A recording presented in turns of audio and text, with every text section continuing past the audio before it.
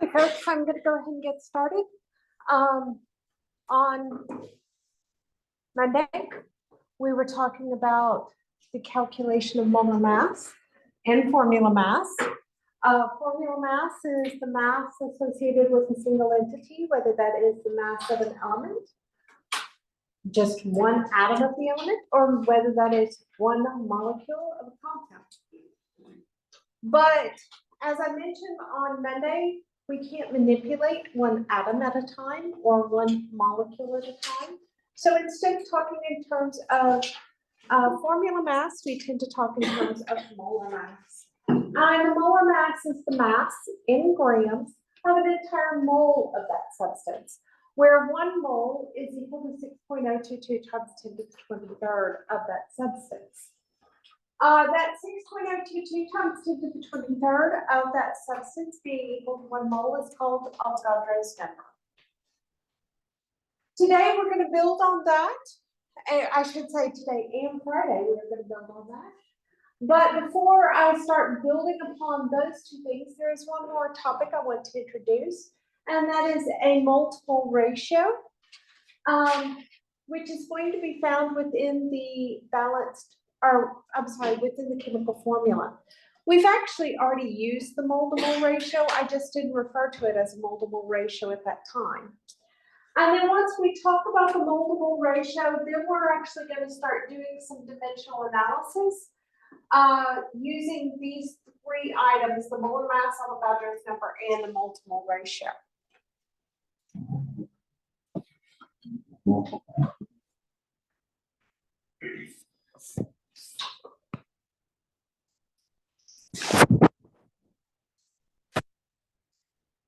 So, mole-to-mole ratio. When I come up with the formula of water, for example, H2O,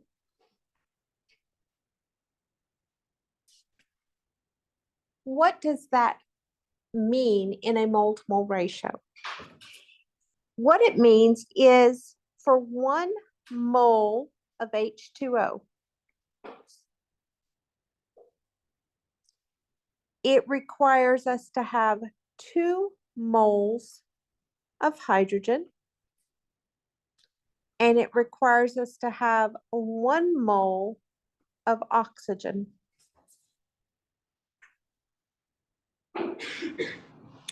In other words, this mole-to-mole ratio, for 1 mole of material, we're basically looking at the subscripts in the chemical formula to determine the moles of the elements within that chemical formula.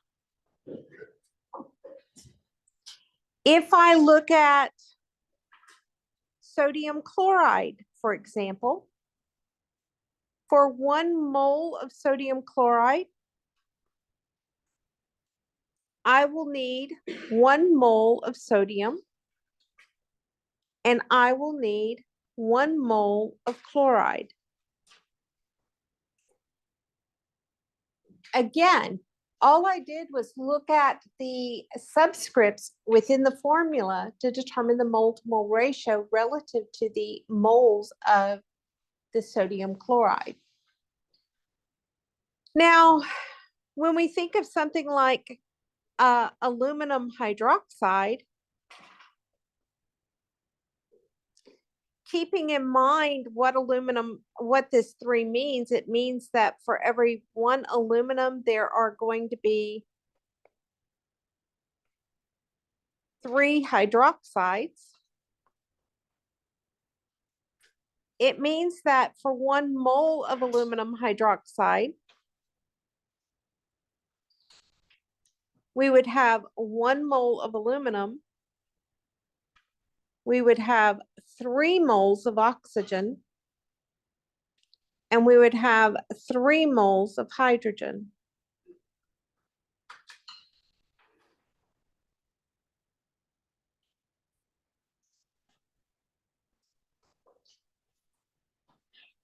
Questions about getting the mole-to-mole ratio from the formula?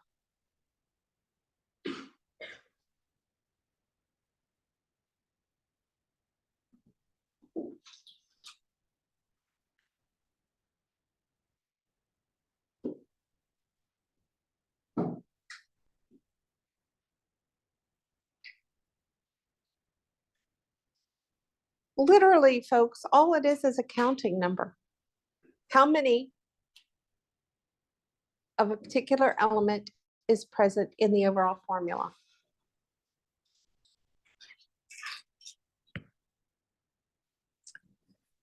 Now, what we're going to be doing is we're going to be using this information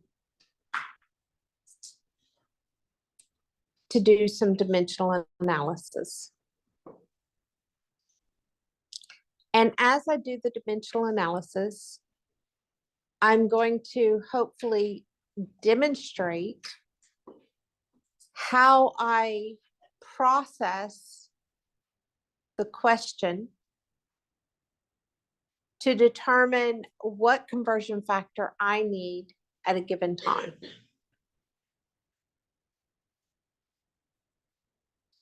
If you have highlighters, this is where highlighters come into play. Or if you have different colored pens, this is where it'll help. Because then you can hopefully go back in your notes and remember where I'm getting these various things.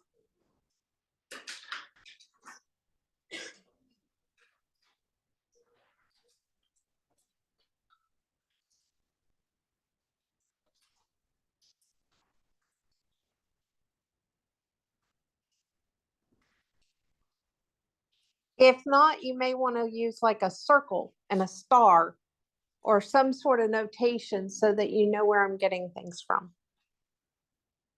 So let's just look at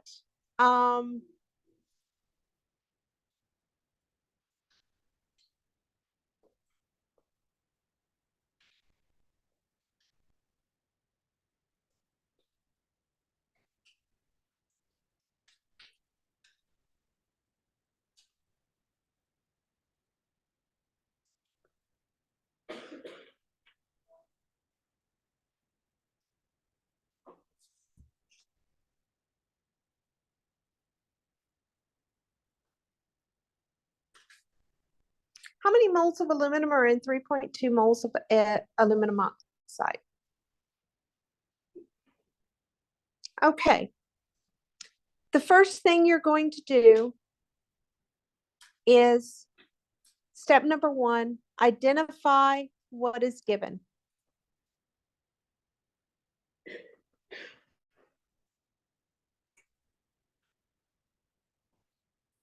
What is given is that I have 3.2 moles of aluminum oxide.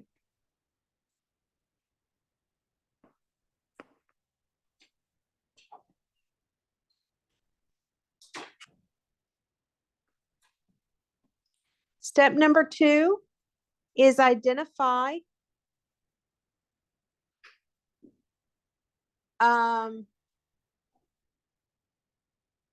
desired result.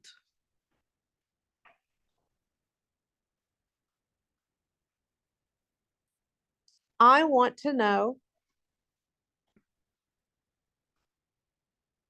moles of aluminum.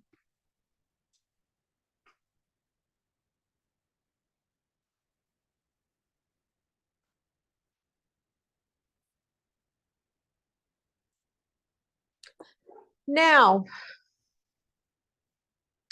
step number 3 is to determine possible conversion factors.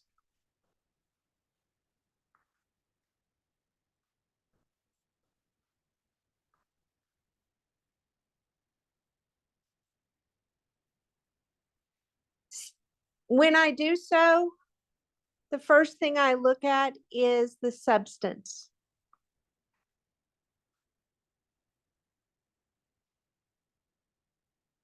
Then I look at the unit of the starting material.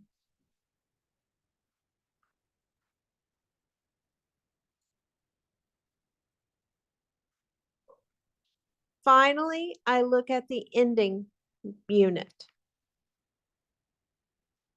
And I will use this same pattern the entire time. So I identify what is given, I identify what the desired result is. I determine possible conversion factors, and in doing that, I look at the substance, the starting unit, and the ending unit in that order.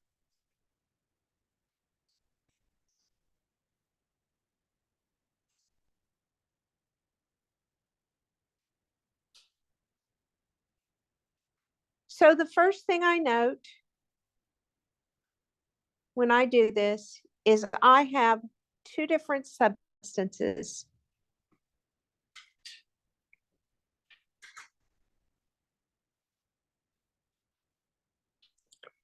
Different substances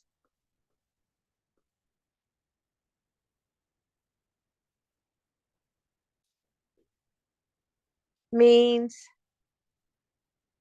mole to mole ratio is needed.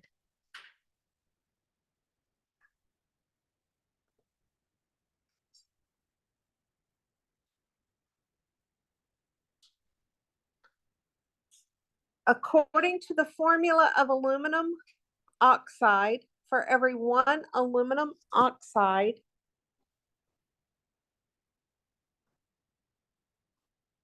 every 1 mole of aluminum oxide,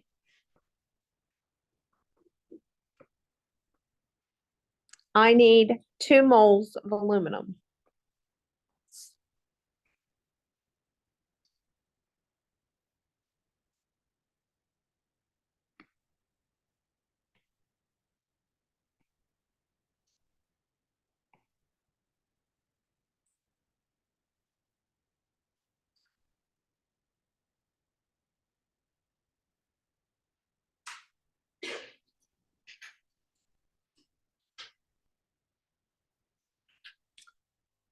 The next thing I look at is the beginning unit. It's moles. Again, it's already present.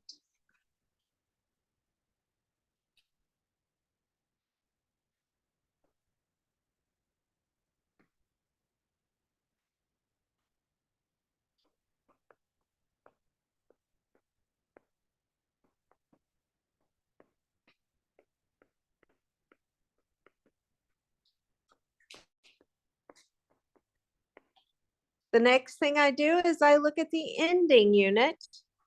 And again, it's moles. So it's already in the conversion unit.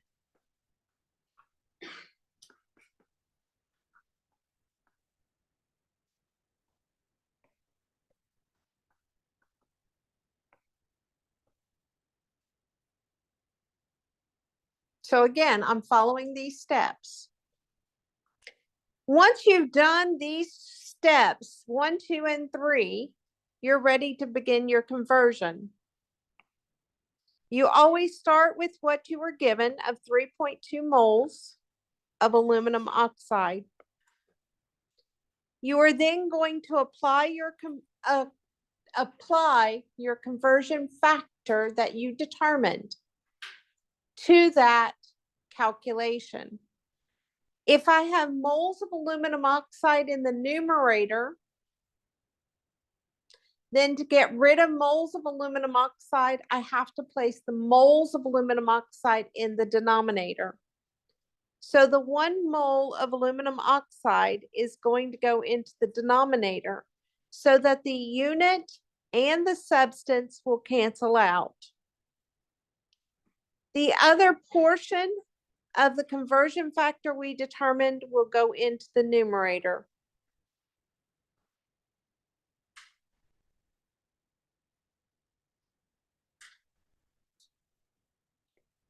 And so we get 6.4 moles of aluminum, which is our answer to the question.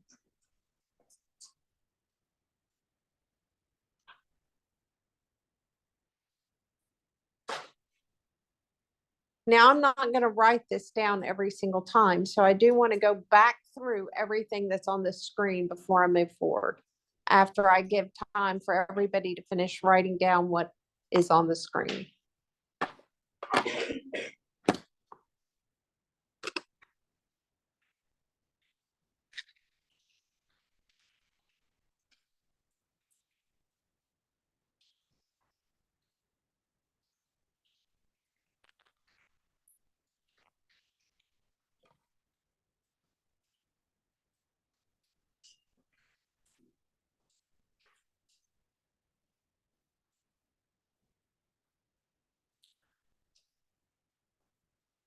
Okay. I think I see everybody pretty much done writing. Almost.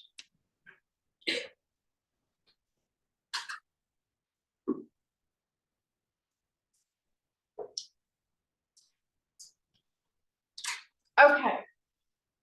So when you're looking at a stoichiometry problem, which is what this is called for, basically the term stoichiometry is just a term for chemical mathematics. Mathematics involving chemistry. There is a process that you can follow that is a general process. You will identify what you were given in the problem. You will identify what you've been asked to solve for in the question, and then you will determine your possible conversion factors. In determining your possible conversion factors, there are things that you can look for. Number one, you can look to see, are the substances the exact same substance or not? If the substances are not the exact same substance, then that's when we pull in a mole-to-mole ratio. We can look at our starting unit, and by identifying the starting unit, as we're going to see in future problems, it will tell us a conversion factor. We can identify our ending unit, and it's going to tell us a conversion factor.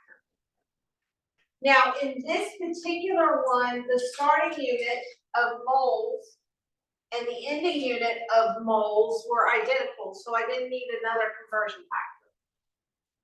But in other problems, we will. So, you said,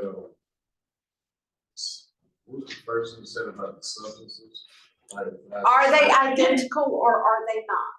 So what does that mean? Are the formulas the exact same? In other words, in this particular case, I had Al2O3. Is this Al2O3? No, it's just Al. So they're different. So that's what I mean, are the substances the same? Because if they're the same, we're going to treat them one way. It means, well, no, if they're the same, it means you do not need a mole-to-mole. If they are different, you need a mole-to-mole. So anytime the starting substance and the ending substance are different, you have to have a mole-to-mole ratio. Anytime the starting substance and the ending substance are different, you will have to have a mole-to-mole ratio.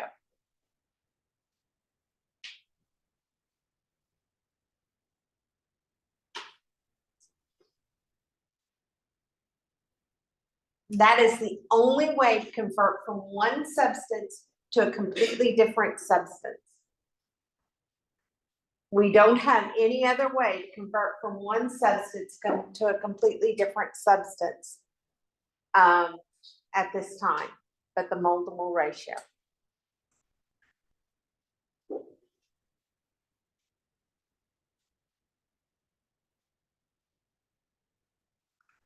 So again, these are your steps. And then I applied those steps to the question. The question was, how many moles of aluminum are in 3.2 moles of aluminum oxide?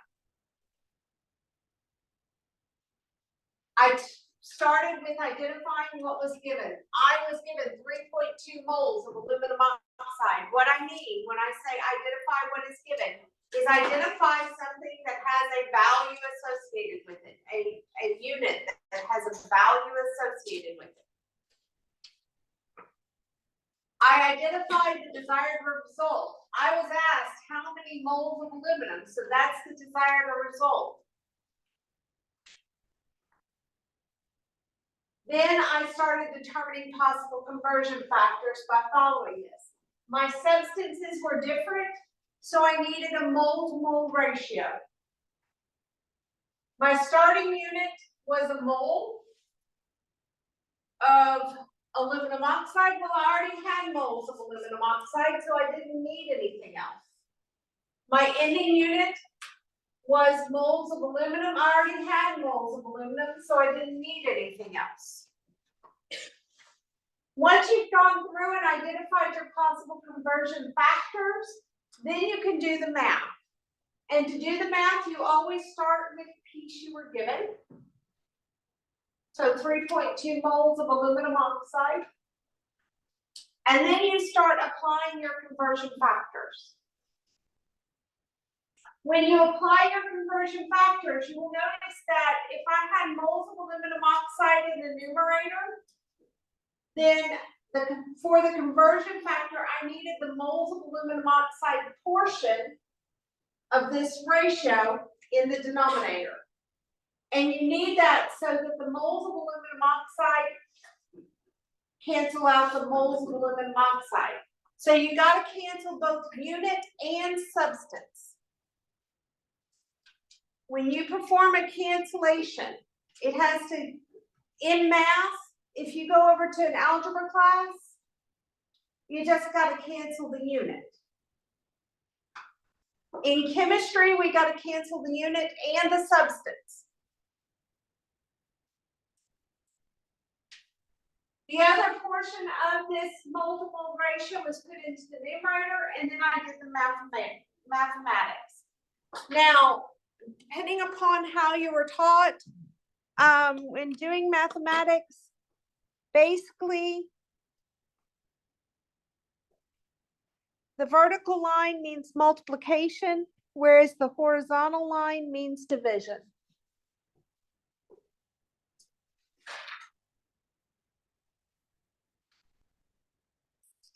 So in this case, I multiplied 3.2 by 2 to get the answer. Questions? Yes. So is there any time in the denominator will be, like, it'll be different from what's given? What do you mean? It'll be different.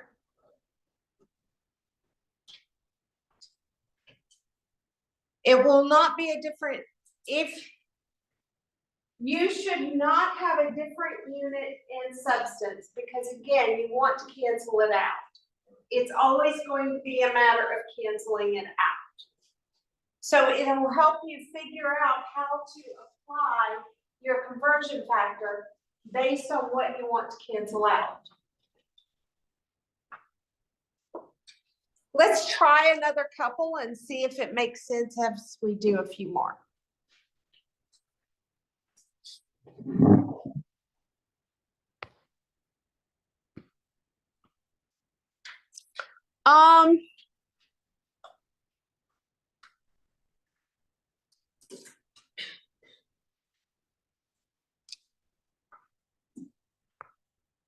What mass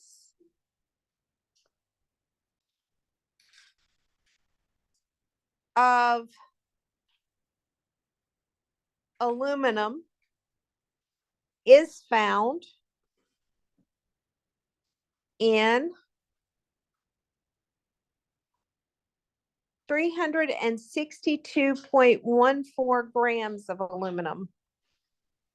I mean, not grams. Yeah, back it up. What mass of aluminum is found in, let's try 3.2 moles of aluminum?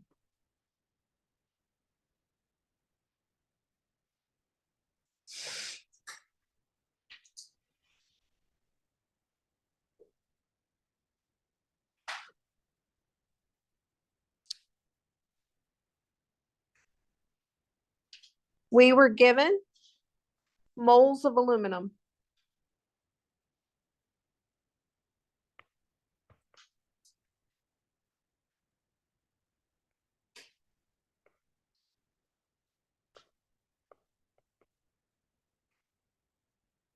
We were asked for mass of aluminum. When you see the term mass, by the way, what we're looking for is grams.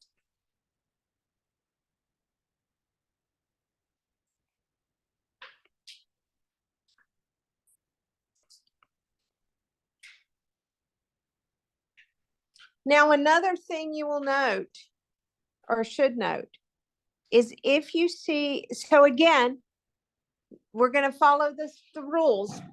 Determine possible conversion factors. What I note first,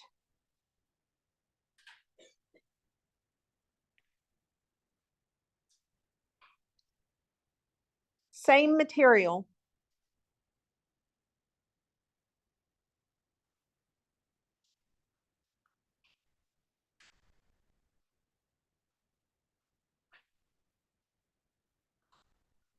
So no need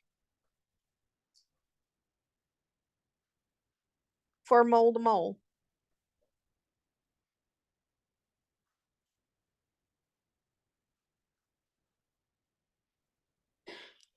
The next thing I notice is my starting unit is moles, but what I really notice is that my ending unit is grams. Anytime I see mass,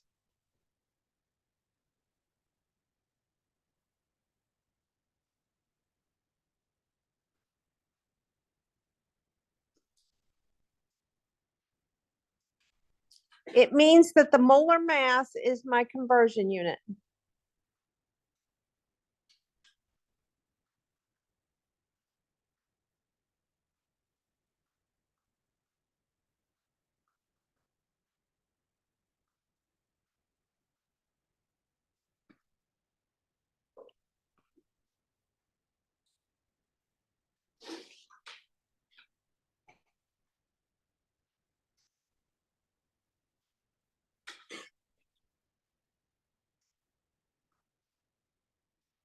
Well, according to, of course, I'm going to use my periodic table, which has slightly different. 26.98. 1 mole of aluminum, according to the periodic table, is equal to 26.98 grams of aluminum.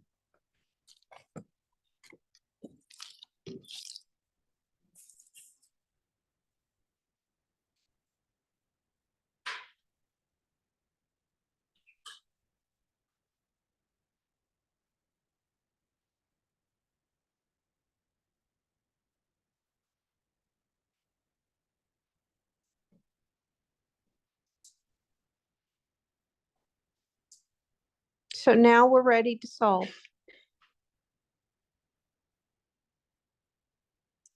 I start out with the 3.2 moles of aluminum. For my conversion factor, the mole piece has to go in the denominator. So looking at this conversion factor of 1 mole is 26.98 grams, the mole piece is going to go in the denominator with the 26.98 grams in the numerator. The mole had to go in the denominator so that the unit and the substance would cancel out, leaving grams of aluminum. So when we do the mathematics,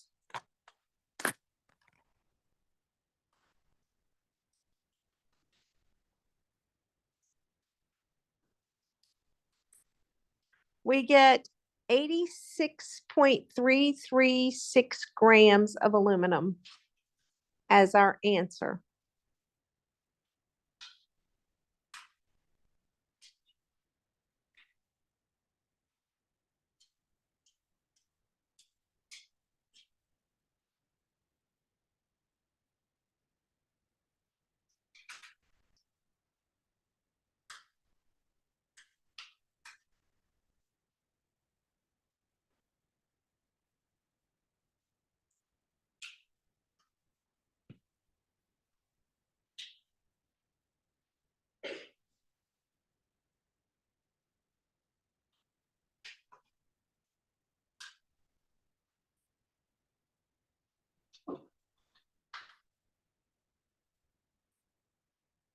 Let's look at another example.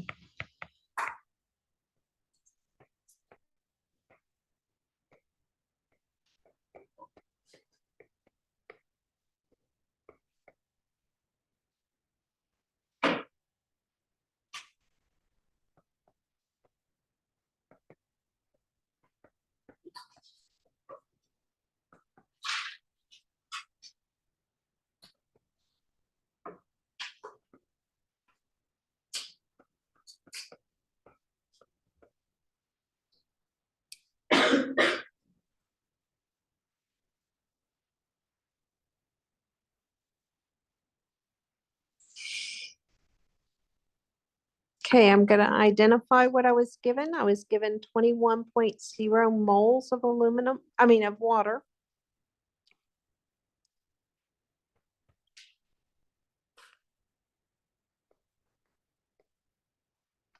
And I'm gonna identify what I want to solve for. I want molecules of water.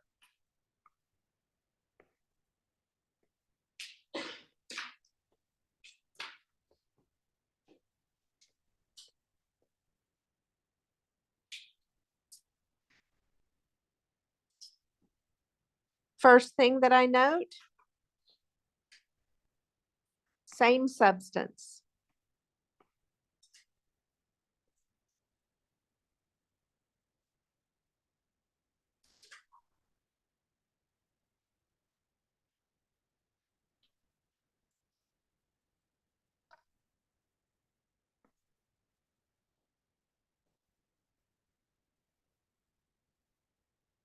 So I don't need a mole to mole ratio.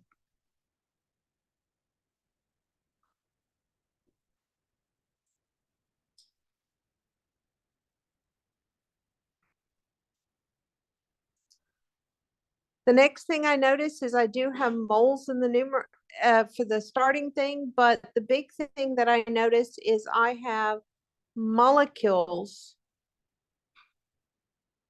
that I want to solve for.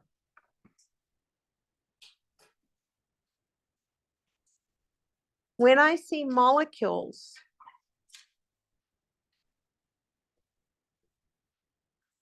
or atoms, or ions, as far as terms,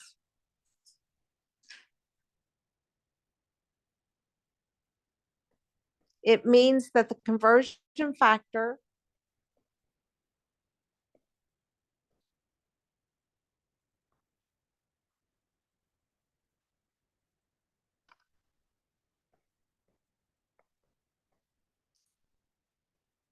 will be Avogadro's number.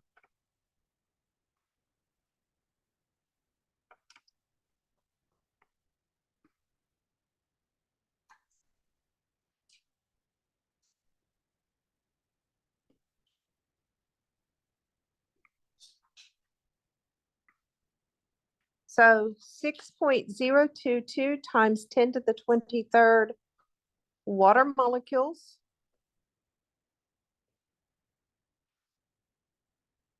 equals one mole of water.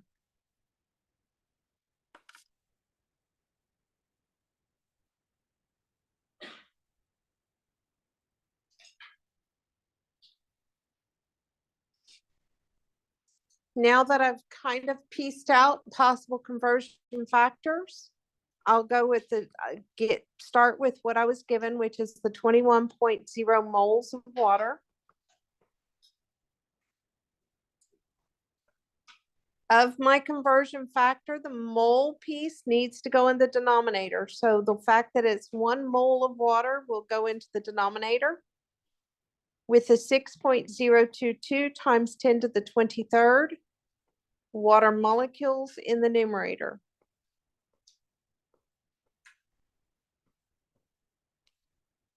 The mole portion was placed in the denominator so that the unit and the substance will cancel out. And I'm left with the desired unit of molecules. So I'm ready to do this calculation.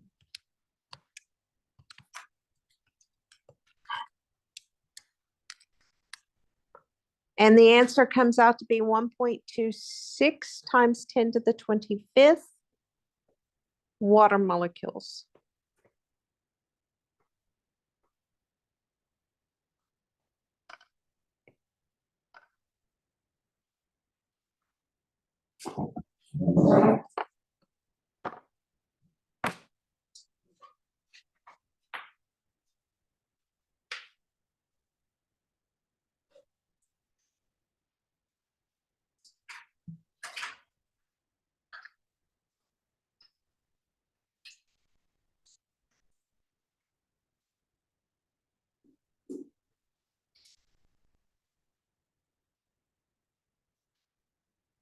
I want you to take a moment to look at question number 2 and question number 3 and ask your questions of me.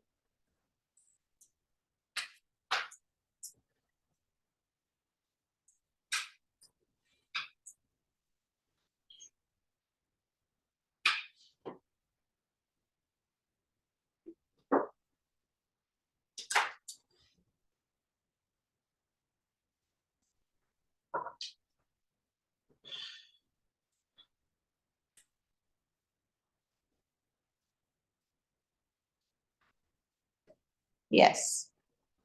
That one on the bottom right, does that come into play? Like, do you divide the entire thing that one? Technically, yes, but anything divided by 1 is itself. So if that number was, if instead of this being a 1, this had been something else, which we will encounter later on potentially, then yes, you would have to divide that by the number. Yes. So how did it turn to be, times 10 to the 25th? So 21.0 times this number is, comes out to the 25th.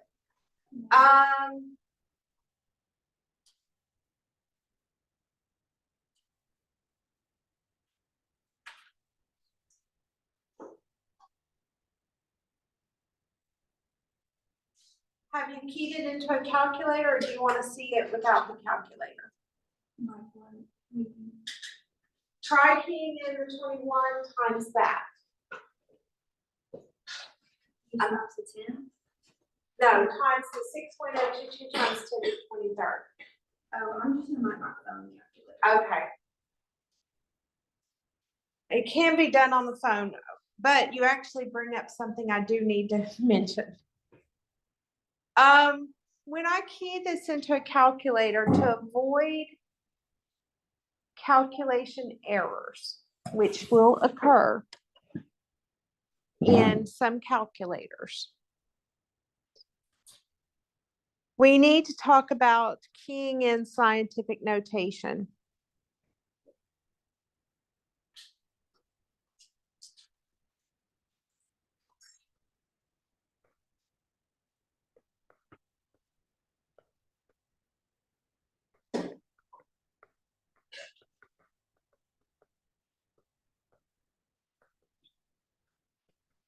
There are 2 ways to key in scientific notation. The first one is you can do this as 21.0 times, open parentheses, 6.022 times 10 to the 23rd. The second way, which is my preferred way because I might forget a parentheses, is to key this in as 21.0 times 6.022, and then on my calculator, it's the second comma button, 23. Now, what it would look like if you use those keys is it kind of looks like 21.0 times 6.022 E23. And by doing it this way, you don't have to worry about parentheses.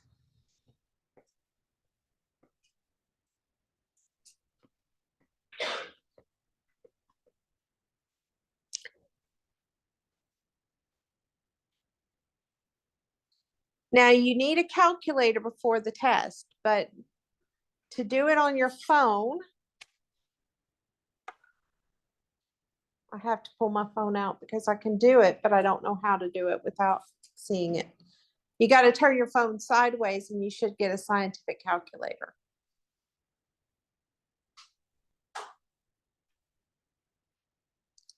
And now, so how do I do this? 21.0 times 6.022 E23. Same thing. So 21.0 times 6.022, and then you've got an EE button.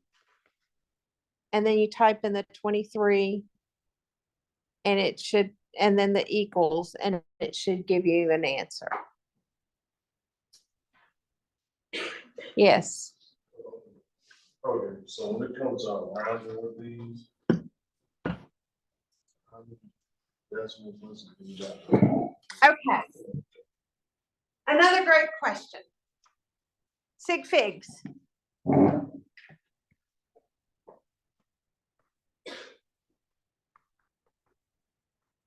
Sig figs are determined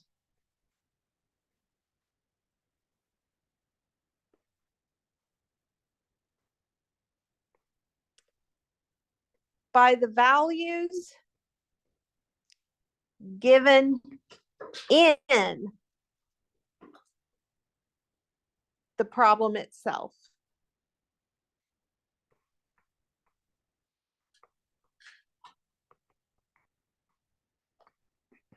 So in other words, here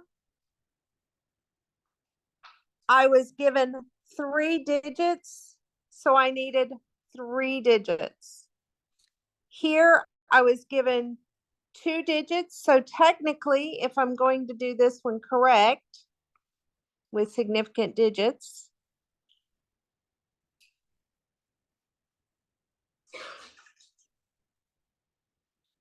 it would just be 86 grams of aluminum. Because I only need 2 digits. Now, the reason that works, the reason you can look at strictly what you're given to determine it all. Number one, when we're doing stoichiometry, we're doing only multiplication and division. So it's total sig figs that matter. Number two, I actually rounded 6.02, Avogadro's number. It's actually not, it doesn't stop at 6.022. It's much longer than that, so it has a lot more significant digits. Molar mass, I use 26.98, but up there it's 26.9815. You can get a lot longer on molar masses. So in other words, you don't have to worry about significant digits from anything but what's in the original problem. Does that answer your question? Well, you asked how to round it. Yeah, no, I'm saying that. Cause like when I put in 21.0 times 6.022, like a 126.462. Right. So But if you're looking at rounding, that tells you everything. I only needed 3 digits in the Mantissa.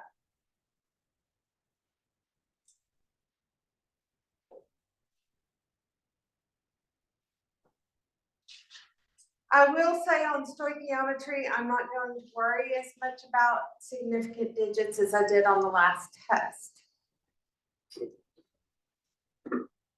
You'll have to come back to significant digits, but it'll be in the same type of problems on the final, but you won't have to do it on this test.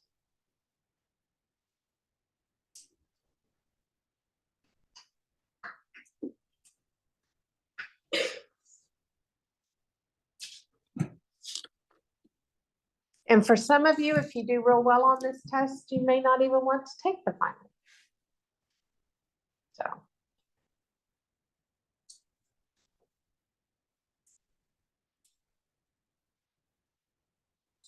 Other questions?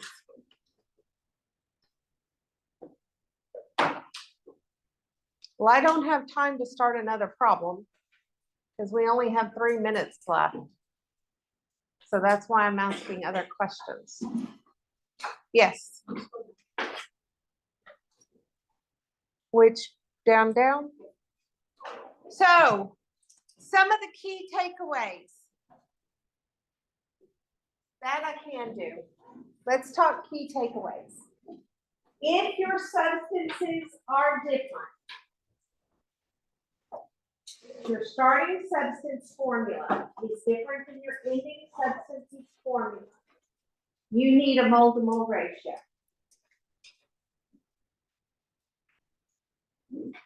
Yes. Like say we have, like a little, and then.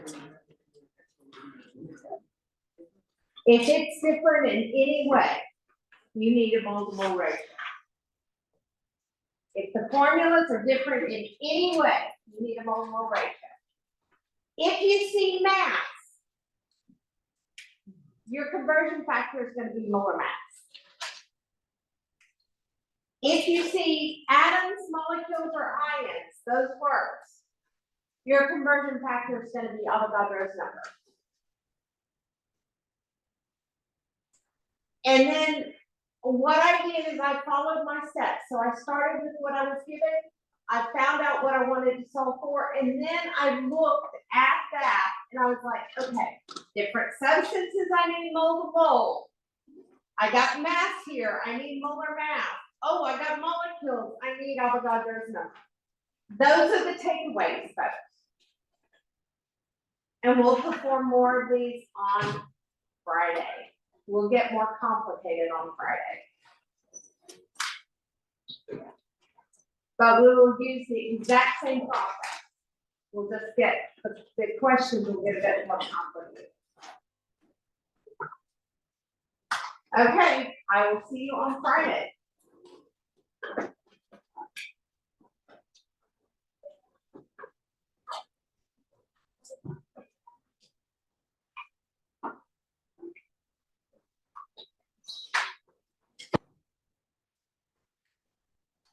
Yes, I'm gonna go to the pack up.